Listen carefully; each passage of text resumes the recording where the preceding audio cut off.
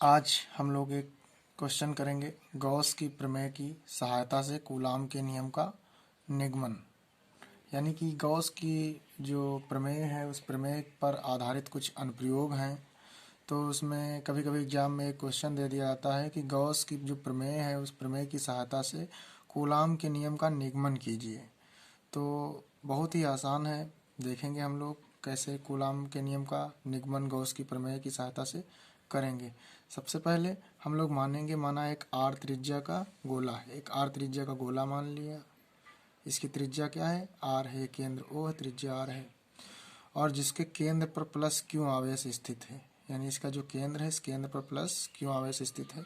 इस केंद्र ओ से आर दूरी पर एक बिंदु पी है जिस पर वैद्युत क्षेत्र की जो तीव्रता उत्पन्न हुई है वो ई है। क्योंकि आप पिछले चैप्टर में पढ़े होंगे बिंदु आवेश के कारण उत्पन्न वैद्युत क्षेत्र की तीव्रता। देखो यहाँ पर एक आवेश स्थित है तो ये प्लस क्यों आवेश है, तो इससे जो तीव्रता होगी वो होगी बाहर की ओर होगी। तो यानी ये जो तीव्रता यहाँ पर उत्पन्न हुई है वो ये ई वैद्युत क्षेत्र की तीव्रता ई है, ये वैद्युत क्षेत्र की तीव्रता ई है। और यहाँ पर देखा जाए एक छोटा सा मैंने एक पृष्ठ लिया है, ये देखिए छोटा सा पृष्ठ है। इस छोटे से पृष्ठ को कहा जाता है अल्प पृष्ठ। तो इसका जो क्षेत्रफल है वो ए नहीं लिया जाएगा, ये छोटा पृष्ठ है, इस छोटे पृष्ठ का जो क्षेत्रफल होगा वो डी ए लेंगे। तो क्षेत्रफल को भी सदिश माना गया है। इस अध्याय में जो प्रमेय निगमन किए गए हैं उन निगमनों में जो क्षेत्रफल है उस क्षेत्रफल को सदिश माना गया है। मतलब कोई भी अगर सतह है, कोई भी तल है, जैसे मान लीजिए ये कोई मैंने एक तल खींच दिया तो इस तल का एक लंबवत सदिश होगा जो बाहर की ओर होगा ऐसे, यानी तल का एक सदिश होगा, उस सदिश को कहा जाता है क्षेत्रफल वेक्टर।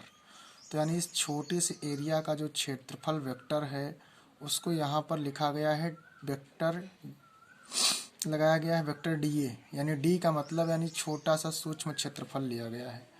तो यानी यहाँ पर जो वैद्युत क्षेत्र की तीव्रता ई है तो अल्प क्षेत्रफल, यानी जो ये अल्प क्षेत्रफल है इस अल्प क्षेत्रफल से निर्गत वैद्युत फ्लक्स, निर्गत का मतलब निकलने वाला वैद्युत फ्लक्स। वैद्युत फ्लक्स किसे कहते हैं? यानी किसी बंद पृष्ठ से जो वैद्युत बल रेखाएं गुजरती हैं उन रेखाओं की संख्या जो होती वही वैद्युत फ्लक्स कहलाती है। तो यहाँ से देखेंगे इस इतने छोटे से एक ही वैद्युत बल रेखा की संख्या यहाँ पर ऐसे निकल रही है। तो मैंने इस छोटे से पृष्ठ का हम वैद्युत फ्लक्स निकालेंगे, फिर क्या करेंगे हम सारे पृष्ठों का वैद्युत फ्लक्स निकाल लेंगे। पहले इस छोटे से पृष्ठ का निकालते हैं तो निर्गत वैद्युत फ्लक्स तो हो जाएगा डी फाई ई, यानी कि छोटा सा पृष्ठ है इसलिए मैंने यहाँ पे डी लगाया, d phi E equal vector E dot d A. अब देखो vector E dot d A यहाँ पर आ गया क्योंकि ये वैद्युत फ्लक्स का सूत्र होता है फाई बराबर vector E dot vector A, समझ लो ना। लेकिन यहाँ पर डी किस लिए लगाया गया? क्योंकि क्षेत्रफल यहाँ पर छोटा लिया गया, अल्प क्षेत्रफल लिया गया है। अब यहाँ पर हम क्या करेंगे, आप कक्षा 11 में पढ़े होंगे कि एक फार्मूला होता है वेक्टर ए डॉट वी, आप पढ़े होंगे वेक्टर ए डॉट वी एक फार्मूला होता है। वेक्टर ए डॉट वी बराबर होता है A B cos theta. Vector A dot vector B बराबर होता है ए बी कॉस थीटा। आप एक फार्मूला पढ़े होंगे कक्षा 11 में। तो जैसे यहाँ पे वेक्टर ई डॉट डी ए लिखा है तो हम जैसे ए बी कॉस थीटा वैसे E D A cos theta लिख देंगे। लेकिन यहाँ थीटा का मान देखेंगे, ये जो लंबवत क्षेत्रफल है यहाँ पर वेक्टर भी लंबवत है, यानी डी ए की दिशा देखेंगे डी ए और वेक्टर ई यानी दोनों एक ही दिशा में है। देखिए डी ए और वेक्टर ई दोनों की दिशा एक ही है, इसलिए इनके बीच में कोई कोण नहीं बन रहा। वहाँ पर थीटा का मान क्या कर देंगे? जीरो कर देंगे। जो कॉस जीरो का मान हो जाएगा 1 हो जाएगा। जब कॉस जीरो का मान 1 तो डी फाई ई बराबर क्या प्राप्त हो गया? ई डी ए प्राप्त हो गया।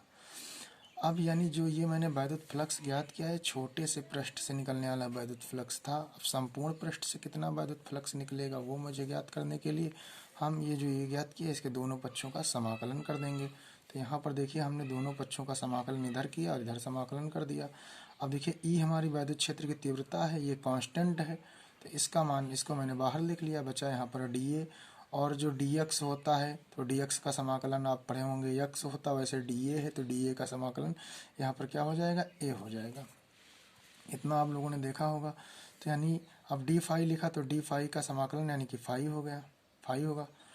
अच्छा ई लगाया गया यानी कि इलेक्ट्रिक फ्लक्स, इलेक्ट्रिक का मतलब वैद्युत फ्लक्स, ठीक है, फाई ई हो गया। फाई ई बराबर यहाँ पे लिखा है ई ए। अब जो ए होता है वो ए क्या है, गोले का संपूर्ण पृष्ठ होता है, ए का मान होता है 4πr², यानी यहाँ पे देखो 4πr² रख दिया गया मान। अच्छा यहाँ पे लिखा गया गॉस की प्रमेय फाई बराबर क्यू अपान एप्सिलॉन नॉट से, यानी गॉस की प्रमेय, यानी ये जो निगमन मुझे करना था गॉस की प्रमेय की सहायता से करना था, इसलिए गॉस की प्रमेय क्या बताती है कि फाई बराबर क्यू अपान एप्सिलॉन नॉट होता है, और यहाँ पर जो निकल के आया फाई ई बराबर ई इंटू 4πr² निकल के आया है, और गॉस के अनुसार ये होता है। तो यानी जहाँ पे फाई ई लिखा है वहाँ पर Q upon epsilon not value put up कर सकते हैं, क्योंकि दोनों के LHS क्या है, सेम है। देखिए यहाँ पर मैंने इतना मान रख दिया, और क्यू अपान एप्सिलॉन नॉट बराबर यहाँ पर क्या मिल गया, ई इंटू 4πr²। अब देखिए ई बराबर यहाँ से ई का मान निकाल लिया और निकल के आया 1/4π क्यू अपान r²। आप यहाँ तक देख ही रहे होंगे। उसके बाद फिर देखेंगे वो उतना मान निकालने के बाद फिर उसके आगे हम करेंगे, यदि बिंदु P के समीप कोई अन्य आवेश क्यू नॉट लाया जाए। आप ये फिगर देख रहे होंगे, यानी कि यहाँ पर देखिए बिंदु P लिखा है, इसके समीप कोई अन्य आवेश क्यू नॉट लाएं, यानी बिंदु P है, बिंदु P के समीप अगर कोई अन्य आवेश क्यू नॉट का मतलब छोटा आवेश क्यू नॉट, नॉट जिस पे लगा होता है वो छोटा अल्प आवेश होता है, तो यानी P के समीप कोई अन्य आवेश क्यू नॉट लाएं, तो देखो ये भी प्लस है और जो अन्य आवेश क्यू नॉट लाएंगे वो भी धनात्मक ही होगा, तो दोनों के बीच क्या लगेगा, एक बल लगने लगेगा। तो जो यदि बिंदु P के समीप कोई अन्य आवेश क्यू नॉट लाया जाए तो क्यू आवेश पे लगने वाला वैद्युत बल, यानी उस पर जो बल लगेगा उसका नाम होगा वैद्युत बल। तो वैद्युत बल का सूत्र क्या होता है, F बराबर क्यू ई। देखिए यहाँ पर मैंने लिखा F बराबर क्यू ई। अब ये हो गई समीकरण नंबर 2, और यहाँ पर जो आपने लिखी थी समीकरण नंबर ये वाली 1, और वो समीकरण नंबर ये क्या हो गई, 2 हो गई। समीकरण 2, समीकरण नंबर 1 और 2 को जब सॉल्व करेंगे तो इसमें सॉल्व हमें क्या करना होगा, समीकरण नंबर 1 और 2 में ज़रा ध्यान से देखते हैं, क्योंकि F बराबर क्यू ई निकल के आया है, F का मान क्या निकल के आया, क्यू ई निकल के आया है, और यहाँ पर क्या है, जरा समीकरण नंबर 1 को देखते हैं। समीकरण नंबर 1 में ई बराबर 1/4π क्यू अपान r² लिखा है, और समीकरण नंबर 2 हमारी क्या है, समीकरण नंबर 2 है F बराबर क्यू ई। तो F बराबर क्यू ई लिखा हुआ है, तो इसमें कोई समस्या हो रही क्या, हाँ ठीक है, F बराबर क्यू ई। यहाँ पर देखिए यहाँ पर F बराबर क्यू ई लिखा है, तो देखो F बराबर क्यू और E का मान अभी आप देखे थे, E जो ये E लिखा है ना, इस E का मान निकला था 1/4π क्यू अपान r²। आप देख सकते हैं यहाँ पर देखिए E का मान निकला था ना, वही E का मान यहाँ पर रख दिया गया है।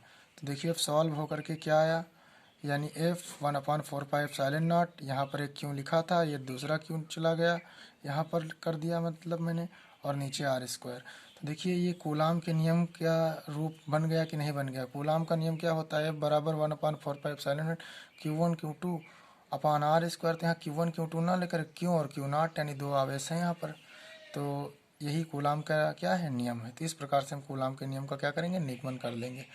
तो हम उम्मीद करते हैं आप लोगों के थोड़ा बहुत समझ में आया होगा। अगर ये बोर्ड पर वीडियो बना करके समझाया जाता तो हो सकता है बहुत अच्छे तरीके से समझ में आया होता। चलिए ठीक है, अगर समझ में आया तो आप कमेंट करिएगा, जैसा भी आप लोगों को लगा होगा वीडियो। बस आज के लिए इतना ही।